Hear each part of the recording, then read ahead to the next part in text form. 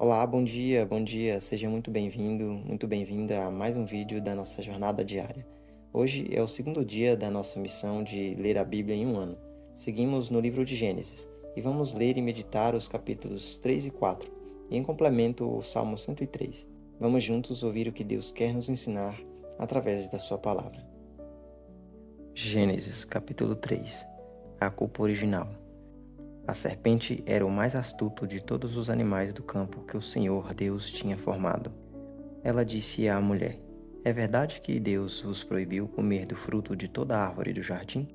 A mulher respondeu-lhe: Podemos comer do fruto das árvores do jardim.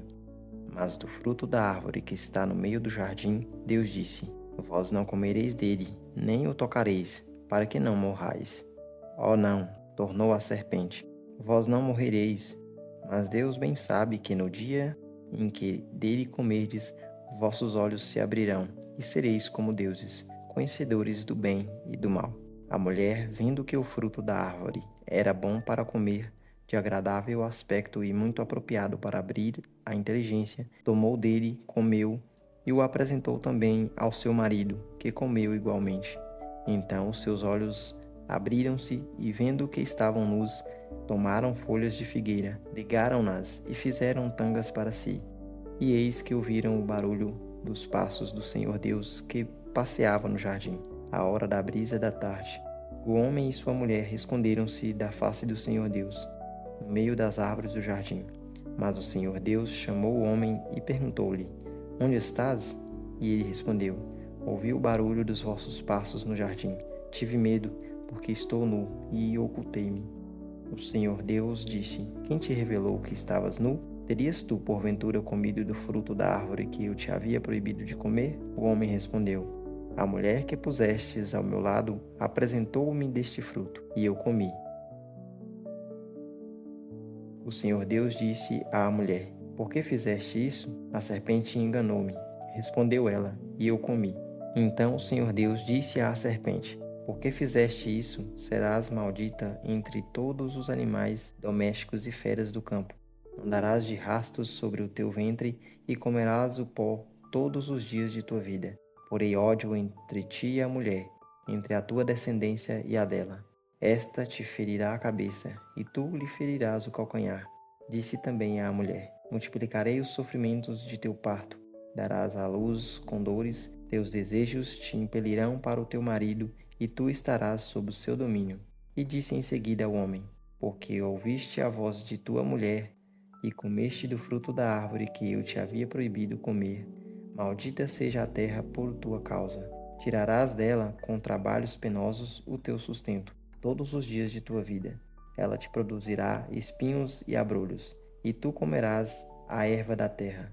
Comerás o teu pão com o suor do teu rosto, até que voltes à terra de que foste tirado, porque és pó, e pó te hás de tornar. Adão pôs à sua mulher o nome de Eva, porque ela era a mãe de todos os viventes.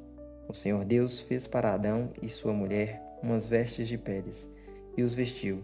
E o Senhor Deus disse: Eis que o homem se tornou como um de nós, conhecedor do bem e do mal. Agora, pois, cuidemos que ele não estenda a sua mão e tome também do fruto da árvore da vida, e o coma, e vive eternamente. O Senhor Deus expulsou-o do jardim do Éden, para que ele cultivasse a terra de onde a havia tirado. E expulsou-o e colocou ao oriente do jardim do Éden querubins armados de uma espada flamejante, para guardar o caminho da árvore da vida. Capítulo 4. Caim e Abel. Adão conheceu Eva, sua mulher, e ela concebeu e deu à luz Caim, e disse: Gerei um homem com a ajuda do Senhor. E deu em seguida à luz Abel, irmão de Caim. Abel tornou-se pastor de ovelhas e Caim lavrador. Passado algum tempo, ofereceu Caim frutos da terra em oblação ao Senhor. Abel, de seu lado, ofereceu dos primogênitos do seu rebanho e das gorduras dele. E o Senhor olhou com agrado para Abel e para a sua oblação, mas não olhou para Caim, nem para os seus dons. Caim ficou extremamente irritado com isso, e o seu semblante tornou-se abatido. O Senhor disse-lhe: Por que estás irado? Por que está abatido o teu semblante? Se praticares o bem, sem dúvida alguma poderás reabilitar-te. Mas se procederes mal, o pecado estará à tua porta, espreitando-te, mas tu deverás dominá-lo. Caim disse então a Abel, seu irmão: Vamos ao campo. Logo que chegaram ao campo, Caim atirou-se sobre seu irmão e o matou. O Senhor disse a Caim: Onde está teu irmão Abel? Caim respondeu: Não sei. Sou porventura eu o guarda de meu irmão? O Senhor disse-lhe: Que fizeste? Eis que a voz do sangue do teu irmão clama por mim desde a terra. De hora em diante serás maldito e expulso da terra, que abriu sua boca para beber de tua mão o sangue do teu irmão. Quando a cultivares, ela te negará os seus frutos, e tu serás peregrino e errante sobre a terra. Caim disse ao Senhor: Meu castigo é grande demais para que eu possa suportar. Eis que me expulsais agora deste lugar, e eu devo ocultar-me longe de vossa face, tornando-me um peregrino errante sobre a terra. O primeiro que me encontrar vai matar-me. E o Senhor respondeu-lhe: Não, mas aquele que matar Caim será punido 7 vezes. Então o Senhor pôs em Caim um sinal para que, se alguém o encontrasse, não o matasse. Caim retirou-se da presença do Senhor e foi habitar na região de Nod, ao oriente do Éden. Descendência de Caim. Caim conheceu sua mulher. Ela concebeu e deu à luz Enoque, e construiu uma cidade, a qual pôs o nome de seu filho Enoque. Enoque gerou Irade, Irade gerou Maviael, Maviael gerou Matusael, e Matusael gerou Lameque. Lameque tomou 2 mulheres, uma chamada Ada e a outra Sela. Ada deu à luz Jabel, que foi o pai daqueles que moram em tendas entre os rebanhos. O nome do seu irmão era Jubal, que foi o pai de todos aqueles que tocam a cítara e os instrumentos de sopro. Sela, de seu lado, deu à luz Tubal-Caim, pai de todos aqueles que trabalham o cobre e o ferro. A irmã de Tubal-Caim era Noema. Lameque disse às suas mulheres, Ada e Sela: Ouvi a minha voz. Mulheres de Lameque, escutai as minhas palavras. Por uma ferida matei um homem, e por uma contusão um menino. Se Caim será vingado 7 vezes mais, Lameque o será 77 vezes. Descendência de Sete. Adão conheceu outra vez sua mulher, e esta deu à luz um filho, ao qual pôs o nome de Sete, dizendo: Deus deu-lhe uma posteridade para substituir Abel, que Caim matou. Sete teve também um filho, que chamou Enós, e o nome do Senhor começou a ser invocado a partir de então. Salmo 103. Hino ao Criador. Bendize, ó minha alma, ao Senhor. Senhor, meu Deus, vós sois imensamente grande. De majestade e esplendor vos revestis, envolvido de luz como de um manto. Vós estendestes o céu qual pavilhão. Acima das águas fixastes vossa morada. De nuvens fazeis vosso carro, andais nas asas do vento.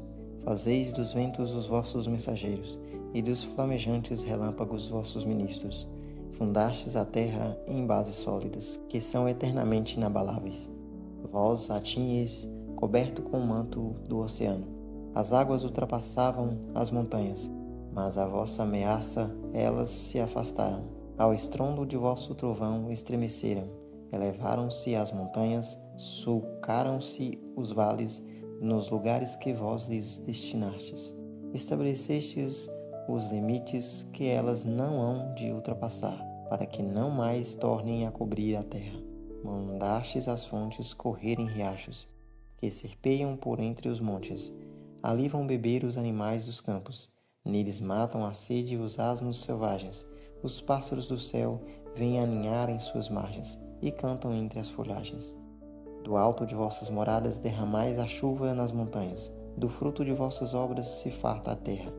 Fazeis brotar a relva para o gado e plantas úteis ao homem, para que da terra possa extrair o pão e o vinho que alegra o coração do homem, o óleo que lhe faz brilhar o rosto e o pão que lhe sustenta as forças. As árvores do Senhor são cheias de seiva, assim como os cedros do Líbano que ele plantou. Lá constroem as aves os seus ninhos. Nos ciprestes a cegonha tem sua casa. Os altos montes dão abrigo às cabanas. Os altos montes dão abrigo às cabras e os rochedos aos arganazes. Fizestes a lua para indicar os tempos. O sol conhece a hora de se pôr. Mal estendeis as trevas e já se faz noite. Entram a rondar os animais das selvas. Rugem os leõezinhos por sua presa e pedem a Deus o seu sustento. Mas se retiram ao raiar do sol e vão se deitar em seus covis. É então que o homem sai para o trabalho e trabalha sem descanso até o entardecer. Ó Senhor, quão variadas são as vossas obras, quão variadas são as vossas obras, feitas todas com sabedoria. A terra está cheia das coisas que criastes. Eis o mar imenso e vasto, onde sem conta se agitam animais grandes e pequenos. Nele navegam as naus e o Leviatã, que criastes para brincar nas ondas. Todos esses seres esperam de vós que lhes deis de comer em seu tempo. Vós lhes dais e eles o recolhem. Abris a mão e se fartam de bens. Se desviais o rosto, eles se perturbam. Se lhes retirais o corpo, expiram e voltam ao pó de onde saíram. Se enviais, porém, o vosso sopro, eles revivem e renovais a face da terra. Ao Senhor, glória eterna. Alegre-se o Senhor em suas obras.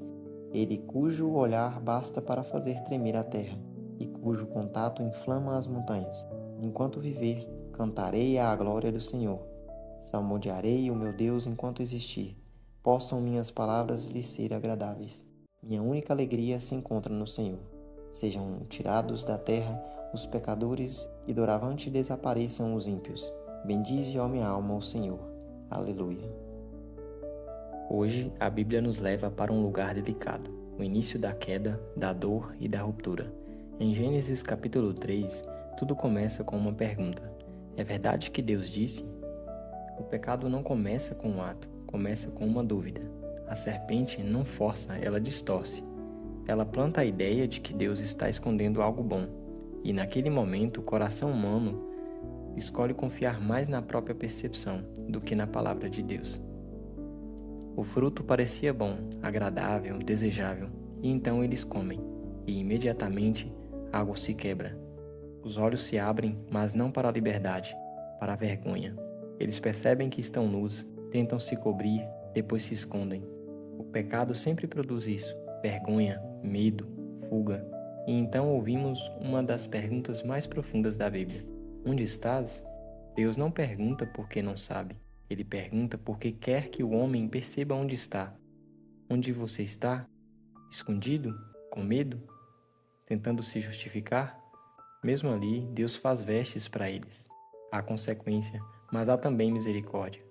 Em Gênesis capítulo 4, o pecado amadurece. Agora não é só desobediência, é violência. Caim e Abel oferecem sacrifícios, mas Deus olha primeiro para o coração. Caim se irrita, seu semblante muda. E antes que ele peque, Deus o alerta. O pecado está à tua porta, mas tu deves dominá-lo. Isso é forte. O mal bate, mas ainda existe escolha. Caim não domina o pecado. Ele elimina o irmão. E novamente Deus pergunta, onde está teu irmão? A resposta é fria. Sou eu o guarda do meu irmão? A resposta implícita da Escritura é sim. Somos responsáveis uns pelos outros. Mesmo assim, Deus coloca um sinal em Caim para protegê-lo. Juízo e misericórdia. E o capítulo termina com esperança.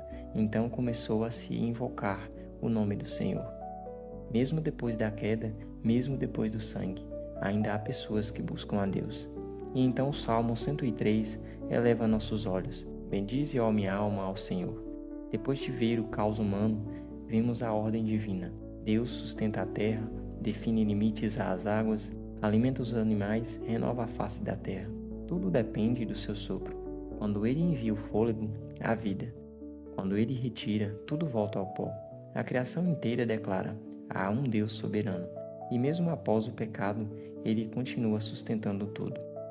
Hoje aprendemos que o pecado começa na dúvida, mas a restauração começa quando paramos de fugir. Deus ainda pergunta, onde estás? E talvez essa seja a pergunta que mais importa hoje. Respire e responda no seu coração. Onde você está diante de Deus? Deus continua perguntando, onde estás? Não para nos condenar, mas para nos chamar de volta. Se você está escondido, Ele te procura. Se você caiu, Ele ainda faz vestes. Se o pecado está à porta, ele te lembra, você pode dominá-lo. E se tudo parece desorganizado dentro de você, lembre-se, o mesmo Deus que sustenta a criação é capaz de sustentar a sua vida. Hoje é dia de parar de fugir. Hoje é dia de responder: Senhor, eu estou aqui, com minhas dúvidas, com minhas falhas, mas eu estou aqui. Isso já é um começo.